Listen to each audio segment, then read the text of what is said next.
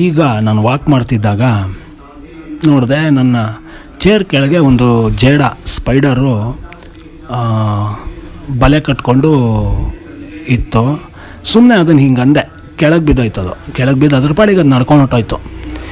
ಅದನ್ನು ನೋಡಿದಾಗ ನನಗೆ ಜ್ಞಾಪಕ ಬಂತು, ನಾನು ಸ್ಕೂಲ್ ಡೇಸಲ್ಲಿದ್ದಾಗ ನನಗೆ ಒಂದು ಕತೆ, Robert the Bruce and the spider ಅಂತ. ಈ ರಾಬರ್ಟ್ ದಿ ಬ್ರೂಸ್ ಯಾರು ಅಂದರೆ, ಅವನು 13ನೇ ಶತಮಾನದಲ್ಲಿದ್ದಂಥ ಸ್ಕಾಟ್ಲ್ಯಾಂಡ್ ದೊರೆ. ಅವನು ಸ್ಕಾಟ್ಲ್ಯಾಂಡ್ ರಾಜ. ಸ್ಕಾಟ್ಲ್ಯಾಂಡನ್ನು ಇಂಗ್ಲೀಷ್ನವರು ವಶಪಡಿಸ್ಕೊಂಬಿಟ್ಟಿದ್ರು ಯುದ್ಧ ಮಾಡಿ ಇವನ ವಿರುದ್ಧ. ಅಂದರೆ ರಾಬರ್ಟು ತನ್ನ ಸ್ಕಾಟ್ಲ್ಯಾಂಡನ್ನು ಉಳಿಸ್ಕೊಳ್ಳೋದಕ್ಕೆ ಇಂಗ್ಲೀಷ್ನವರು ವಿರುದ್ಧ ಹೋರಾಡ್ದ, ಆದರೆ ಸೋತೋದ. ಇಂಗ್ಲೀಷ್ನವರು ಸ್ಕಾಟ್ಲ್ಯಾಂಡನ್ನು ವಶಪಡಿಸ್ಕೊಂಡು ಇವ್ರನ್ನೆಲ್ಲ ಇದು ಮಾಡಿಬಿಟ್ರು, ಓಡಿಸ್ಬಿಟ್ರು. ಸರಿ, ಇವನಿಗೂ ಯುದ್ಧ ಸೋತೋಗ್ಬಿಟ್ಟು ಎಷ್ಟೋ ಜನ ಪಾಪ ಇವನ ಕಡೆಯವರು, ರಾಬರ್ಟ್ ಕಡೆಯವರು ಎಷ್ಟೋ ಜನ ಸೋಲ್ಜರ್ಸು ಸತ್ತೋದ್ರು. ಜನಗಳಿಗೆಲ್ಲ ಹಿಂಸೆ ಆಗೋಯ್ತು. ಇಂಗ್ಲೀಷ್ನವರ ದಬ್ಬಾಳಿಕೆ ಸ್ಟಾರ್ಟ್ ಆಯಿತು. ರಾಬರ್ಟು ಕಿಂಗ್ ಆಗಿದ್ದ ಆವಾಗ ತಾನೆ. ಅವನು ಸೋತೋದ್ನಲ್ಲ, ಅವನು ಅವಮಾನಿತನಾಗಿ ದುಃಖಿತನಾಗಿ ತಾನು ನೋವು ಅನುಭವಿಸ್ಕೊಂಡು ಬೇಜಾರು ಮಾಡಿಕೊಂಡು ಓಡೋಟೋದ. ಅವನು ಓಡೋಗಿ ಒಂದು ದೂರದಲ್ಲಿ ಯಾವುದೋ ಕಾಡು ಓಡೋಗಿ ಅಲ್ಲಿ ಒಂದು ಗುಹೆ ಇತ್ತು. ಆ ಗುಹೆ ಒಳಗೆ ಹೋಗಿ ಸೇರ್ಕೊಂಬಿಟ್ಟ. ಭಯ, ದುಃಖ, ಅವಮಾನ ಎಲ್ಲ ಆಗಿ ಆ ಗುಹೆ ಒಳಗೆ ಅವನಿಗೆ ಒಂದು ಜೇಡ ಕಾಣಿಸ್ತು. ಆ ಜೇಡ, ಸಾಮಾನ್ಯವಾಗಿ ಜೇಡಗಳು ಏನು ಅಂತಂದರೆ, ಗೋಡೆ ಮೇಲೆ ಈ ಮೇಲ್ಗಡೆ ಕಾರ್ನರ್ ಆಫ್ ದಿ ಸೀಲಿಂಗ್ ಅಲ್ಲಿ ಬಲೆ ಕಟ್ಕೊಳ್ಳುತ್ತೆ. ಅದರದ್ದು web, it's web there in the corner of the ceiling. ಯಾಕೆಂದರೆ ಅದು ಮನೆ, ಅದು ಅಲ್ಲಿ ಹುಳುಗಳು ಅದೆಲ್ಲ ಬಂದು ಅದು ಆ ಬಲೆಗೆ ಅಂಟ್ಕೊಳ್ಳುತ್ತೆ. ಇದು ಆ ಹುಳುಗಳನ್ನೆಲ್ಲ ತಿನ್ನುತ್ತೆ. ಆಹಾರ, ಅದು ನೇಚರ್ ಅದು. ಸೊ ಅದೇನಂತ ನೀವು ನೋಡಿ ಅಬ್ಸರ್ವ್ ಮಾಡಿರ್ಬೋದು, ಜೇಡಗಳು ಗೋಡೆ ಹತ್ತಿ ಹತ್ತೋದು ಬೀಳೋದು ಪ್ರಯತ್ನ ಮಾಡ್ತಾನೇ ಇರುತ್ತೆ. ಅದು ಮಾಡಿ ಕೊನೆಯಲ್ಲಿ ಅದು ವೆಬ್ ಕಟ್ಕೊಳ್ಳುತ್ತೆ.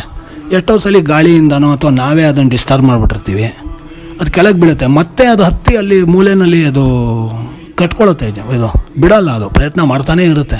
ನಾವು ಅಬ್ಸರ್ವ್ ಮಾಡ್ಬೋದು. ಅದು ಅದೇ ಥರ ಇವನಿಗೆ ಆ ಗುಹೆ ಒಳಗೆ ಕಾಣಿಸ್ತು. ಒಂದು ಜೇಡ ಹತ್ತುತ್ತೆ, ಮೇಲೆ ಒಂದು ಕಾರ್ನರ್ನಲ್ಲಿ ಗೂಡು ಮಾಡ್ಕೊಳಕ್ಕೆ ಹೋಗುತ್ತೆ. ಏನೋ ಗಾಳಿನೋ ಅದೋ ಬಂದು ಮತ್ತೆ ಕೆಳಗೆ ಬೀಳುತ್ತೆ. ಈ ಥರ ಅದು ಪ್ರಯತ್ನ ಮಾಡಿ ಕೊನೆಯಲ್ಲಿ ಇಟ್ ಸಕ್ಸೀಡೆಡ್. ಇವನಿಗೆ ಅದನ್ನು ನೋಡಿ ಇನ್ಸ್ಪೈರ್ ಆಯಿತು. ಅರೆ, ಒಂದು ಚಿಕ್ಕ ಹುಳ ಈ ಥರ ಪ್ರಯತ್ನ ಮಾಡಿ ತನ್ನ ಮನೆ ಕಟ್ಕೊತಲ್ಲ, ನಾನು ಈ ರೀತಿ ಬಂದಿದ್ದು ಎಷ್ಟರ ಮಟ್ಟಿಗೆ ಸಮಂಜಸ ಇಲ್ಲ. ನಾನು ಇನ್ನೊಂದ್ಸಲಿ ಪ್ರಯತ್ನ ಮಾಡಿ ನನ್ನ ಸ್ಕಾಟ್ಲ್ಯಾಂಡನ್ನು ನಾನು ಫ್ರೀ ಮಾಡ್ಕೋಬೇಕು, ನನ್ನ ಸ್ಕಾಟಿಷ್ ಜನಗಳಿಗೆ ನ್ಯಾಯ ದೊರಕಿಸ್ಕೊಡ್ಬೇಕು ಅಂತ ಹೇಳಿ ಅವನು ಮತ್ತೆ ಹೋಗಿ ಇಂಗ್ಲೀಷ್ನವ್ರ ವಿರುದ್ಧ ಹೋರಾಡಿ ಗೆಲ್ತಾನೆ. ಅವನ ಅಳಿದುಳಿದ ಪಡೆಗಳನ್ನೆಲ್ಲ ಕರ್ಕೊಂಡು ಎಲ್ಲರಿಗೂ ಎನ್ಕರೇಜ್ ಮಾಡಿ ಜನಗಳನ್ನೆಲ್ಲ ಒಟ್ಟುಗೂಡಿಸಿ ಒಂದು ಸ್ಮಾಲ್ ಆರ್ಮಿ ಕ್ರಿಯೇಟ್ ಮಾಡಿಕೊಂಡು ಧೈರ್ಯವಾಗಿ ಹೋರಾಡಿ ವಿತ್ ಕಾನ್ಫಿಡೆನ್ಸ್ ಆ್ಯಂಡ್ ಡಿಟರ್ಮಿನೇಷನ್ ಇಂಗ್ಲೀಷ್ನವ್ರ ವಿರುದ್ಧ ಹೋರಾಡಿ ಗೆದ್ದು ಸ್ಕಾಟ್ಲ್ಯಾಂಡ್, ಇಂಡಿಪೆಂಡೆಂಟ್ ಸ್ಕಾಟ್ಲ್ಯಾಂಡ್ ಅಂತ ಒಂದು ತನ್ನ ಕಂಟ್ರಿ ಮಾಡ್ಕೋತಾನೆ. ಅದರಲ್ಲಿ ಯಶಸ್ಸಾಗ್ತಾನೆ. ಸೊ ಇವತ್ತಿಗೂ Robert the Bruce is considered as the national hero. So ಅವನಿಗೆ ಇನ್ಸ್ಪೈರ್ ಆದಂಥದ್ದು ಈ ಸ್ಪೈಡರು. ಅವನ ಜನಗಳಿಗೂ ಅದನ್ನು ಹೇಳ್ಕೊತಾನೆ, ನಾನು ಆ ಒಂದು ಜೇಡದಿಂದ ಇನ್ಸ್ಪೈರ್ ಆದೆ ಅಂತ. ಸೊ ಈ ರೀತಿ ಒಂದು ಸಣ್ಣ ಹುಳ, ಸಣ್ಣ ಪ್ರಾಣಿಯಿಂದ ನಾವು ಎಷ್ಟು ವಿಚಾರ ತಿಳ್ಕೊಬೋದು ನೋಡಿ. ಸೊ ಹಾಗಾಗಿ ರಾಬರ್ಟ್ ಬ್ರೂಸ್ಗೆ ಒಂದು ಜೇಡ ಇನ್ಸ್ಪೈರ್ ಆಯಿತು. ಸೊ ಅದು ನಮ್ಮಗಳ ಮನೆಯಲ್ಲೂ ಜೇಡಗಳು ಕಾಣಿಸ್ತಾನೆ ಇರುತ್ತೆ. ಸೊ ಆ ರೀತಿ ಪ್ರಯತ್ನ ಬಿಡಬಾರ್ದು ನಾವು.